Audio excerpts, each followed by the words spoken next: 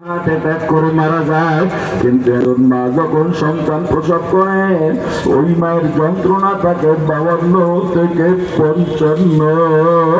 চিকিৎসা বিজ্ঞানীরা অবাক, এরপরে কেন মারা যান না? মারা যাওয়ার কথা আল্লাহ বলেন, ওরে দুনিয়ার বিজ্ঞানী বুঝবি না, বান্দা শুনে না, এটা তোর মায়ের কারামতি নয়, চিকিৎসার কারামতি নয়। আমি আল্লাহ তোকে দয়া করে মায়া করে বাঁচাবার জন্য বাঁচায় রাখছি, তোর মাকে বাঁচায় রাখছি।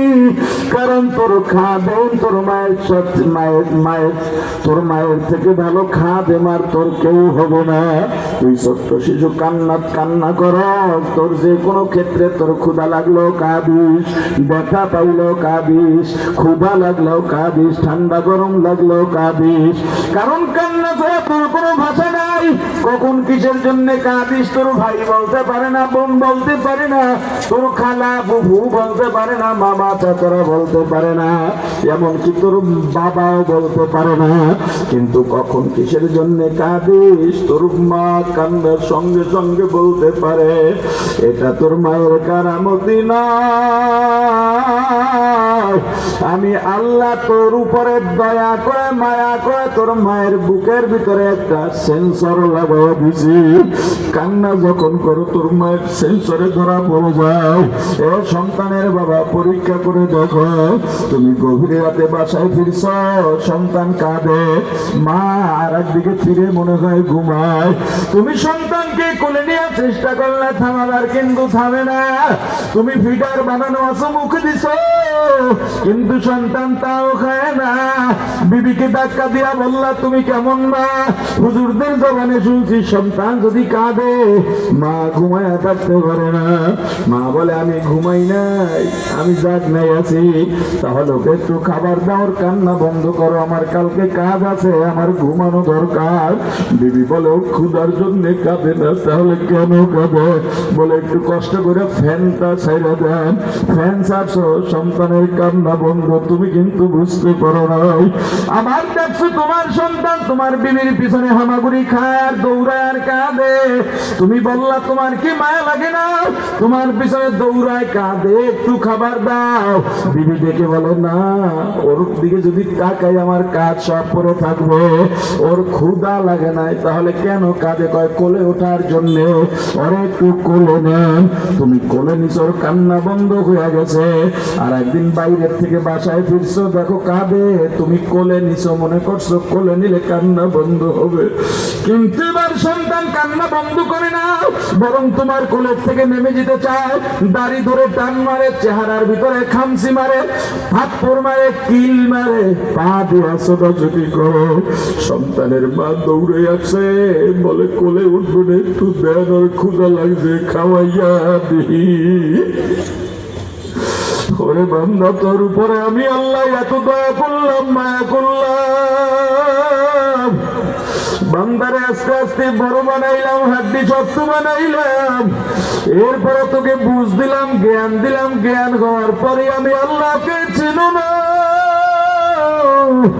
ওরে বান্দা, সারাদিন কাজ করিস, আমি আল্লাহর রাত দিলাম বিশ্রামের জন্য, কিন্তু আমি আল্লাহ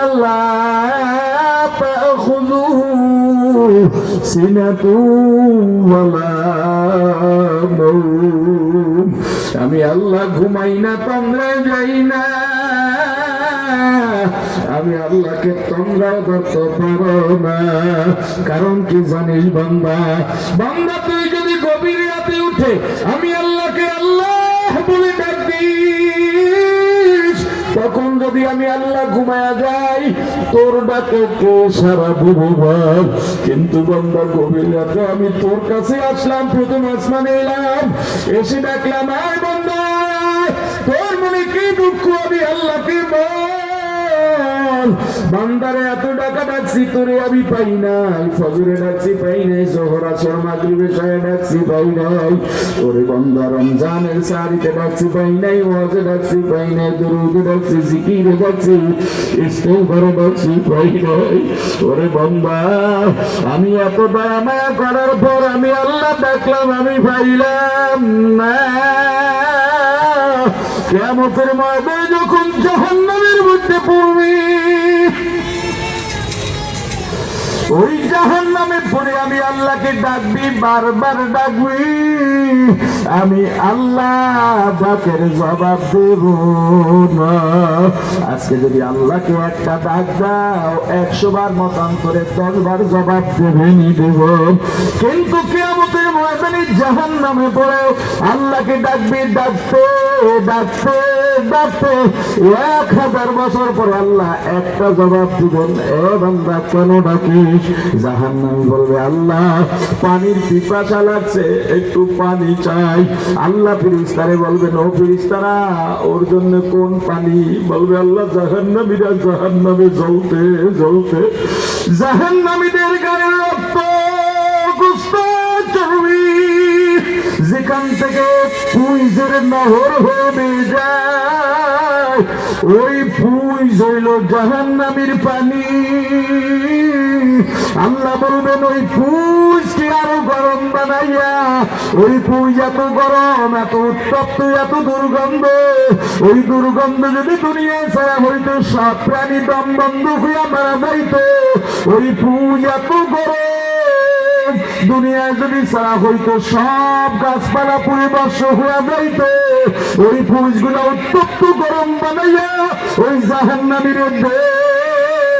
ওরে আমি দুনিয়ায় কত ভাবে বুঝাইছি, আলেম পাঠাইছি, নবী পাঠাইছি, রসুল পাঠাইছি, মানে নাই মানে নাই মানে নাই। আমি আল্লাহ এত দোয়া করলাম, মায়া করলাম, আমি আল্লাহর কথা চিন্তাও করে নাই। ও যেন আমার আর ডিস্টার্ব না পাই বলে দে। ও যদি বেশি কথা বলে আর মুখের মধ্যে জাহান্নামীর আগুনের রথ বেরোবে। আমি আমার দুনিয়ার বান্দাদের নিয়ে ব্যস্ত আছি, আমাকে যারা যেন ডিস্টার্ব না দেয়। আমার বান্দা মানুষের বাড়ি কাজ করছে, নৌকা চালাইছে, নদীতে মাছ ধরতে গেছে, বিলের মধ্যে কাজ করতে গেছে, ধান কাটতে কাটতে আসরের আজান হয়ে গেছে।